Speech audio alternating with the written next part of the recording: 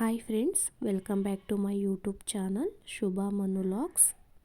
ಇವತ್ತಿನ ವಿಡಿಯೋದಲ್ಲಿ ನಾನು ತುಂಬ ಸ್ಪೆಷಲ್ ಆಗಿರುವಂಥ ಹಾಗೆ ಅಷ್ಟೇ ಟೇಸ್ಟಿಯಾಗಿರುವಂಥ ಬಂಗಾರಪೇಟೆ ಪಾನಿಪುರಿನ ಮನೆಯಲ್ಲೇ ಮಾಡ್ತಾಯಿದ್ದೀನಿ. ಅತಿ ಕಡಿಮೆ ಸಮಯದಲ್ಲಿ ಹಾಗೆ ಮನೆಯಲ್ಲಿರುವ ಪದಾರ್ಥಗಳನ್ನೇ ಬಳಸ್ಕೊಂಡು ನಾವು ತುಂಬ ಈಸಿಯಾಗಿ ಒಂದೊಳ್ಳೆ ಪಾನಿಪುರಿನ ಮಾಡ್ಕೋಬೋದು. ನಾರ್ಮಲ್ ಪಾನಿಪುರಿನ ತಿಂದಾಗ ನಾವು ಪಾನಿ ಕಲರ್ ಇರುತ್ತೆ, ಬಟ್ ಈ ಒಂದು ಬಂಗಾರಪೇಟೆ ಪಾನಿಪುರಿಯಲ್ಲಿ ಪಾನಿ ಕಲರ್ಲೆಸ್ ಆಗಿರುತ್ತೆ, ಅಂದರೆ ವೈಟ್ ಕಲರ್ ಇರುತ್ತೆ. ಅದರ ಸೀಕ್ರೆಟ್ ಏನು ಅಂತ ನೋಡೋಣ ಬನ್ನಿ. ಮೊದಲಿಗೆ ನಾನಿಲ್ಲಿ ಪಾನಿನ ರೆಡಿ ಮಾಡ್ಕೋತಾ ಇದ್ದೀನಿ. ಅದಕ್ಕೆ ಒಂದು ಪಾತ್ರೆಯಲ್ಲಿ ನೀರನ್ನು ತಗೊಂಡು ಅದಕ್ಕೆ ಒಂದು 10 ಹಸಿರುಮೆಣಸಿನಕಾಯಿನ ಕಟ್ ಮಾಡಿ ಹಾಕೋತಾ ಇದ್ದೀನಿ. 2 ಇಂಚು ಶುಂಠಿ ಮತ್ತು ಸ್ವಲ್ಪ ಪುದೀನ ಸೊಪ್ಪು, ಸ್ವಲ್ಪ ಕೊತ್ತಂಬರಿ ಸೊಪ್ಪನ್ನು ಕೂಡ ಹಾಕೋತಾ ಇದ್ದೀನಿ. ಕೊತ್ತಂಬರಿ ಸೊಪ್ಪು ಅಂದರೆ ಕಡ್ಡಿ ಎಲ್ಲ ತೆಗೆಯೋ ಅವಶ್ಯಕತೆ ಏನಿಲ್ಲ, ಕಡ್ಡಿ ಸಮೇತನೇ ಹಾಕೋಬೋದು, ಏನು ತೊಂದರೆ ಏನಿಲ್ಲ. ಇದನ್ನು ನಾನು ಒಂದು 5ರಿಂದ 6 ಗಂಟೆ ನೆನೆಯೋದಕ್ಕೆ ಬಿಡ್ತಾ ಇದ್ದೀನಿ. ಸಂಜೆ ಒಂದು 4 ಗಂಟೆಗೆ ಪಾನಿಪುರಿನ ರೆಡಿ ಮಾಡ್ಕೋತೀವಿ ಅಂತ ಏನಾದರೂ ಇತ್ತು ಅಂದರೆ ನಾವು ಬೆಳಗ್ಗೆ ಒಂದು 10 ಗಂಟೆ ಅಷ್ಟರಲ್ಲಿ ಇದನ್ನೆಲ್ಲ ಹಾಕಿ ನೆನೆಸೋಕ್ಕೆ ಬಿಟ್ಟರೆ ಸಾಕಾಗುತ್ತೆ. ನೆಕ್ಸ್ಟು ಪೂರಿನ ರೆಡಿ ಮಾಡ್ಕೊಳ್ಳೋದಕ್ಕೆ ಪೂರಿ ಹಿಟ್ಟು ಕಲಿಸ್ಕೊಳ್ಳೋಣ. ನಾನಿಲ್ಲಿ ಅರ್ಧ ಬೌಲ್ನಷ್ಟು ಚಿರೋಟಿ ರವೆನ ತೊಗೊಂಡಿದ್ದೀನಿ. ನೆಕ್ಸ್ಟು ಅರ್ಧ ಬೌಲ್ನಷ್ಟು ಮೈದಾ ಹಿಟ್ಟನ್ನು ಕೂಡ ತೊಗೊಂಡಿದ್ದೀನಿ. ಸ್ವಲ್ಪ ಚಿಟಿಕೆಯಷ್ಟು ಸೋಡಾನು ಕೂಡ ಹಾಕೋತಾ ಇದ್ದೀನಿ. ರುಚಿಗೆ ತಕ್ಕಷ್ಟು ಉಪ್ಪನ್ನು ಹಾಕಿ ಇದಕ್ಕೆ ಎಣ್ಣೆ ನೀರು ಏನು ಹಾಕ್ತೇನೆ ಎಲ್ಲ ಕಣಗಳಿಗೂ ಉಪ್ಪು ಮತ್ತು ಸೋಡಾ ಬೆರೆಸ್ಕೊಳ್ಳೋವರೆಗೂ ಇದನ್ನು ಮಿಕ್ಸ್ ಮಾಡ್ಕೋತಾ ಇದ್ದೀನಿ. ನೆಕ್ಸ್ಟು ನಾನಿಲ್ಲಿ ಸ್ವಲ್ಪನೇ ನೀರನ್ನ ಹಾಕ್ಕೊಂಡು ಚಪಾತಿ ಹಿಟ್ಟಿನ ಅದಕ್ಕೆ ನಾನು ಇದನ್ನು ಕಲಿಸ್ಕೊತಾ ಇದ್ದೀನಿ. ಜಾಸ್ತಿ ನೀರು ಹಾಕಿ ಕಲಿಸ್ಕೊಳ್ಳೋದೇನು ಬೇಡ, ನೋಡಿಕೊಂಡು ನಿಧಾನವಾಗಿ ಸ್ವಲ್ಪನೇ ನೀರು ಹಾಕ್ಕೊಂಡು ಕಲಿಸ್ಕೊಂಡ್ರೆ ಸಾಕಾಗತ್ತೆ. ಚಿರೋಟಿ ರವೆನ ಬಳಸಿರೋ ಕಾರಣ ಹಿಟ್ಟನ್ನು ನೀಟಾಗಿ ನಾದ್ಕೋಬೇಕಾಗತ್ತೆ, ಇಲ್ಲ ಅಂದರೆ ಹಿಟ್ಟು ಸಾಫ್ಟ್ ಆಗಲ್ಲ. ಸ್ವಲ್ಪನೇ ನೀರನ್ನು ಹಾಕ್ಕೊಂಡು ಚೆನ್ನಾಗಿ ನಾದ್ಕೋಬೇಕಾಗತ್ತೆ. ಹಿಟ್ಟನ್ನು ಸಾಫ್ಟಾಗಿ ಕಲಿಸ್ಕೊಂಡ ನಂತರ ಒಂದು ಕಾಟನ್ ಬಟ್ಟೆನ ತೇವ ಮಾಡಿಕೊಂಡು ಅದರಲ್ಲಿರೋ ನೀರೆಲ್ಲನೂ ಸಂಪೂರ್ಣವಾಗಿ ಹಿಂಡಿ ಕಲಸಿರ್ತಕ್ಕಂಥ ಹಿಟ್ಟು ಮೇಲೆ ಹಾಕಿ ಒಂದು 10ರಿಂದ 15 ನಿಮಿಷಗಳ ಕಾಲ ಹಿಟ್ಟು ನೆನೆಯೋಕ್ಕೆ ಬಿಡಬೇಕಾಗತ್ತೆ. ಅಷ್ಟರಲ್ಲಿ ನಾವು ಪಾನಿನ ರೆಡಿ ಮಾಡ್ಕೊಳ್ಳೋಣ. ನಾನಿಲ್ಲಿ ಏನು ನೆನೆಸಿಟ್ಟಿದೆ 5ರಿಂದ 6 ಗಂಟೆಗಳ ಕಾಲ, ಆ ನೀರನ್ನು ನಾನಿಲ್ಲಿ ಚೆನ್ನಾಗಿ ಒಂದು 10 ನಿಮಿಷಗಳ ಕಾಲ ಕುದಿಸ್ಕೊತಾ ಇದ್ದೀನಿ. ನಾನಿಲ್ಲಿ ಕುದಿಬೇಕಾದ್ರೆ ಏನು ಕೂಡ ಆಗ್ತಾ ಇಲ್ಲ, ನೋಡ್ತಾ ಇರ್ಬೋದು ನೀವು ವಿಡಿಯೋದಲ್ಲಿ. ಚೆನ್ನಾಗಿ ಕುದಿಸ್ಕೊಂಡ ನಂತರ ನಾವೇನೇನು ಹಾಕಿ ಕುದಿಸ್ಕೊಂಡಿದ್ವಿ ಅದನ್ನು ನಾನಿಲ್ಲಿ ಒಂದು ಸೋಸೋ ಜಾರಲ್ಲಿ ಸಪ್ರೇಟ್ ಮಾಡ್ಕೊಂಡಿದ್ದೀನಿ. ಇವಾಗ ಗ್ರೀನ್ ಕಲರ್ ಇರೋ ಪಾನಿ ವೈಟ್ ಕಲರ್ ಆಗಬೇಕು ಅಂತ ಅಂದರೆ ನಾವೇನು ಮಾಡಬೇಕಪ್ಪ ಅಂದರೆ, ನಾನಿಲ್ಲಿ ನಿಂಬೆಹಣ್ಣ ಹಿಂಡ್ಕೋತಾ ಇದ್ದೀನಿ. ಬಿಸಿ ಇರಬೇಕಾದ್ರೇ ಪಾನಿಗೆ ನಾವು ನಿಂಬೆಹಣ್ಣ ಹಾಕ್ಕೊಂಡ್ರೆ ಅದು ಕಲರ್ ಚೇಂಜ್ ಆಗ್ತಾ ಬರುತ್ತೆ. ನೋಡ್ತಾ ಇರ್ಬೋದು ನೀವು ಇಲ್ಲಿ ವಿಡಿಯೋದಲ್ಲಿ ಯಾವ ರೀತಿ ಪಾನಿ ಕಲರ್ ಚೇಂಜ್ ಆಗ್ತಾ ಇದೆ ಅಂತ. ಪಾನಿ ಬಿಸಿ ಇರಬೇಕಾದ್ರೇ ಇದಕ್ಕೆ ನಿಂಬೆಹಣ್ಣ ಸೇರಿಸ್ಕೊಂಡ್ರೆ ವೈಟ್ ಕಲರ್ ಪಾನಿ ಆಗೋಗುತ್ತೆ. ಇಷ್ಟೇ ಇದ್ರ ಸೀಕ್ರೆಟು. ನೆಕ್ಸ್ಟು ನಾನು ಇದಕ್ಕೆ ರುಚಿಗೆ ತಕ್ಕಷ್ಟು ಉಪ್ಪನ್ನು ಸೇರಿಸಿ ಇದರ ಟೇಸ್ಟ್ನ ನೋಡ್ತಾ ಇದ್ದೀನಿ. ಉಪ್ಪು, ಹುಳಿ, ಖಾರ ಎಲ್ಲ ಪರ್ಫೆಕ್ಟಾಗಿ ಆಗಿದೆ. 10ರಿಂದ 15 ನಿಮಿಷ ನಾವೇನು ಕಲಸಿಟ್ಟು ಪೂರಿನ ನೆನೆಯಕ್ಕೆ ಬಿಟ್ಟಿದ್ವಿ ಅದನ್ನು ನಾನಿಲ್ಲಿ ಮತ್ತೊಮ್ಮೆ ನಾದ್ಕೋತಾ ಇದ್ದೀನಿ. ಯಾಕಂದರೆ ನಾವು ರವೆ ಹಾಕಿರೋದ್ರಿಂದ ಅದೆಲ್ಲ ಸಾಫ್ಟ್ ಆಗಿರಬೇಕು. ಹಾಗಾಗಿ ಅದನ್ನು ನಾನಿಲ್ಲಿ ಚೆನ್ನಾಗಿ ನಾದ್ಕೊಂಡು ಒಂದು ಫುಲ್ ಉಂಡೆ ಹಿಟ್ಟನ್ನು ನಾನಿಲ್ಲಿ 2 ಭಾಗನ ಮಾಡ್ಕೋತಾ ಇದ್ದೀನಿ. ಇನ್ನು ಉಳಿದಂಥ ಅರ್ಧ ಭಾಗನ ಮತ್ತು ಅದೇ ರೀತಿ ಬಟ್ಟೆ ಹಾಕಿ ಮುಚ್ಚಿಡ್ತಾ ಇದ್ದೀನಿ. ಏಕೆಂದರೆ ಹಿಟ್ಟು ಒಣಗೋಗಬಾರ್ದು, ಹಾಗಾಗಿ ಸಾಫ್ಟಾಗಿರಲ್ಲ, ಒಣಗೋಗುತ್ತೆ ಅನ್ನೋ ಕಾರಣಕ್ಕೆ ಮುಚ್ಚಿಡ್ತಾ ಇದ್ದೀನಿ. ನೆಕ್ಸ್ಟ್ ನಾನಿಲ್ಲಿ ಉಳಿದಂಥ ಇನ್ನು ಅರ್ಧ ಹಿಟ್ಟನ್ನು ಈ ರೀತಿ ಲಟ್ಟಿಸ್ಕೊತಾ ಇದ್ದೀನಿ. ನಾವು ಯಾವ ರೀತಿ ಚಪಾತಿನ ಲಟ್ಟಿಸ್ಕೊತೀವಿ ಆ ರೀತಿ ಲಟ್ಟಿಸ್ಕೊತಾ ಇದ್ದೀನಿ.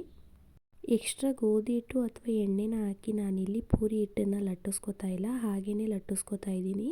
ಅತಿಯಾದ ತೆಳುನೂ ಬೇಡ, ಅತಿಯಾದ ಮಂದನೂ ಬೇಡ, ಮೀಡಿಯಮ್ ಸೈಜಲ್ಲಿ ನಾನಿಲ್ಲಿ ಹಿಟ್ಟನ್ನು ಲಟ್ಟಿಸ್ಕೊಂಡಿದ್ದೀನಿ. ಅತಿಯಾಗಿ ತೆಳು ಆದರೆ ಪೂರಿ ಉಬ್ಬಿ ಬರಲ್ಲ.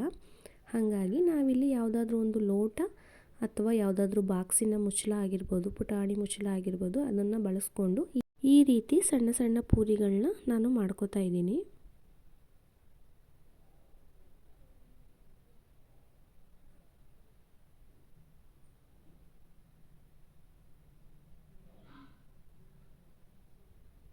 ಪೂರಿನ ಮಾಡ್ಕೊಂಡ ನಂತರ ನೆಕ್ಸ್ಟು ಇಲ್ಲಿ ಏನು ಉಳ್ಕೋತು ಆ ಕಡೆ ಈ ಕಡೆ ಸೈಡಲ್ಲಿ ಹಿಟ್ಟು, ಅದನ್ನು ನಾನು ಈ ರೀತಿ ನಿಧಾನವಾಗಿ ತಕ್ಕೊಂಡು ಇದನ್ನು ಕೂಡ ನೆಕ್ಸ್ಟು ಪೂರಿಗೆ ಲಟ್ಟಿಸ್ಕೋಬೋದು. ಇದನ್ನು ಕೂಡ ಏನು ವೇಸ್ಟ್ ಆಗಲ್ಲ. ನೆಕ್ಸ್ಟು ನಾನಿಲ್ಲಿ ಒಂದು ಸೈಡು ಎಣ್ಣೆನ ಕಾಯಕ್ಕಿಟ್ಟಿದ್ದೆ. ನಾವು ಪೂರಿನ ಮಾಡ್ಕೋಬೇಕಾದ್ರೆ ಎಣ್ಣೆನ ಲೋ ಫ್ಲೇಮಲ್ಲೂ ಇರಬಾರ್ದು, ಹೈ ಫ್ಲೇಮಲ್ಲೂ ಇಡಬಾರ್ದು, ಮೀಡಿಯಮ್ ಫ್ಲೇಮಲ್ಲಿ ಇಟ್ಕೊಂಡು ಬೇಯಿಸ್ತು ಅಂತ ಅಂದರೆ ಪೂರಿ ನೀಟಾಗಿ ಉಪ್ಕೊಂಡು ಬರುತ್ತೆ. ನಾನಿಲ್ಲಿ ಒಂದೊಂದೇ ಪೂರಿನ ಹಾಕ್ಕೊಂಡು ಬೇಯಿಸ್ಕೊತಾ ಇದ್ದೀನಿ. ನಾವು ಪೂರಿನ ಎಣ್ಣೆಗೆ ಹಾಕಿದ ತಕ್ಷಣ ಅದನ್ನು ಎಣ್ಣೆಲೇ ಸ್ವಲ್ಪ ಹೊತ್ತು ಪ್ರೆಸ್ ಮಾಡಬೇಕು. ಹಂಗೆ ಪ್ರೆಸ್ ಮಾಡಿದಾಗ ನಮಗೆ ಪೂರಿ ಉಬ್ಕೊಂಡು ಬರುತ್ತೆ. ಇಲ್ಲ ಅಂದರೆ ಬೇಗನೆ ಮೇಲ್ಗಡೆ ಬಂದು ಉಬ್ಬೋ ರೀತಿ ಪೂರಿ ಆಗೋಲ್ಲ, ಫ್ಲಾಟ್ ಪೂರಿ ಆಗಿಬಿಡುತ್ತೆ. ಈ ರೀತಿ ಈ ಮೆಥಡಲ್ಲಿ ಪೂರಿನ ಮಾಡ್ಕೊತು ಅಂದರೆ ಒಂದೊಳ್ಳೆ ಪಾನಿಪುರಿದು ಪೂರಿ ಪರ್ಫೆಕ್ಟಾಗಿ ಆಗುತ್ತೆ. ಪೂರಿ ಗರ್ಗರಿಯಾಗಿ ಆಗಬೇಕು ಅಂತ ಅಂದರೆ ನಾವು ಮಿಡಲ್ ಫ್ಲೇಮಲ್ಲಿ ಉರಿನ ಇಟ್ಕೊಂಡು ಪೂರಿನ ಎರಡೂ ಕಡೆ ಬೇಯಿಸ್ಕೋಬೇಕಾಗತ್ತೆ. ಎರಡೂ ಕಡೆ ಗೋಲ್ಡನ್ ಬ್ರೌನ್ ಬರೋವರೆಗೂ ಈ ರೀತಿ ಬೇಯಿಸ್ಕೊಂಡ್ರೆ ಪೂರಿ ಕೂಡ ಕ್ರಿಸ್ಪಿಯಾಗಿರುತ್ತೆ. ಒಂದು ಸೈಡ್ ಬೇಯಿಸಿ ಇನ್ನೊಂದು ಸೈಡ್ ಬೇಯಿಸಲಿಲ್ಲ ಅಂದರೆ ಪೂರಿ ಅಷ್ಟು ಕ್ರಿಸ್ಪಿಯಾಗಿರಲ್ಲ, ಎಲ್ಲ ಮೆತ್ತಗಾಗ್ಬಿಡುತ್ತೆ. ಕೆಲವೊಬ್ಬರು ಈ ರೀತಿ ಉಬ್ಕೊಂಡು ಬರಲ್ಲ, ಮನೇಲೇ ಪಾನಿಪುರಿ ನಾವು ಮಾಡಬೇಕು ಅಂತ ಅಂದರೆ ಪ್ಯಾಕೆಟಲ್ಲಿ ಪೂರಿನ ತಂದು ಮಾಡ್ಕೋತೀವಿ, ಮನೇಲೆಲ್ಲ ಪಾನಿಲ್ಲ ರೆಡಿ ಮಾಡ್ಕೊಂಡು ಪೂರಿ ಒಂದು ಎಕ್ಸ್ಟ್ರಾ ತರಿಸ್ಕೋತೀವಿ ಅಂತ ಹೇಳ್ತಾರೆ. ಈ ಮೆಥಡಲ್ಲಿ ಮಾಡ್ಕೊತು ಅಂತ ಅಂದರೆ ಆರಾಮಾಗಿ ಮನೇಲೇ ಇರೋ ಇಂಗ್ರೀಡಿಯೆಂಟ್ನ ಬಳಸಿ ಪೂರಿನ ನಾವು ಪರ್ಫೆಕ್ಟಾಗಿ ಮಾಡ್ಕೋಬೋದು. ನೆಕ್ಸ್ಟ್ ನಾನಿಲ್ಲಿ ಪಾನಿಪುರಿನ ಸರ್ವ್ ಮಾಡ್ತಾಯಿದ್ದೀನಿ. ನೋಡ್ತಾ ಇರ್ಬೋದು ನೀವು ಯಾವ ರೀತಿ ಪೂರಿ ಕ್ರಿಸ್ಪಿಯಾಗಿ ಬರ್ತಿದೆ ಅಂತ. ನಾನಿಲ್ಲಿ ಬೆರಳಲ್ಲಿ ಪ್ರೆಸ್ ಮಾಡಿದ ತಕ್ಷಣ ಅದು ಪೂರಿ ಫಟ್ ಫಟ್ ಅಂತ ಬಿಟ್ಕೋಬೇಕು. ಬಿಟ್ಕೊಳ್ಳಿಲ್ಲ, ಅಮುಕ್ದಾಗ ಮೆತ್ತಗಿರುತ್ತೆ ಅಂತ ಅಂದರೆ ಪೂರಿನ ಸರಿಯಾಗಿ ಬೇಯಿಸ್ಕೊಂಡಿಲ್ಲ ಅಂತ ಅರ್ಥ. ಆ ರೀತಿ ಮಾಡೋಕ್ಕೆ ಹೋಗಬಾರ್ದು, ನೀಟಾಗಿ ಬೇಯಿಸ್ಕೊಂಡ್ರೆ ಆರಾಮಾಗಿ ಆಗುತ್ತೆ. ನಾನಿಲ್ಲಿ ನೆಕ್ಸ್ಟು ಬೇಯಿಸ್ಕೊಂಡಿರುವಂಥ ಆಲೂಗೆಡ್ಡೆನೂ ಕೂಡ ಹಾಕ್ತಾಯಿದ್ದೀನಿ.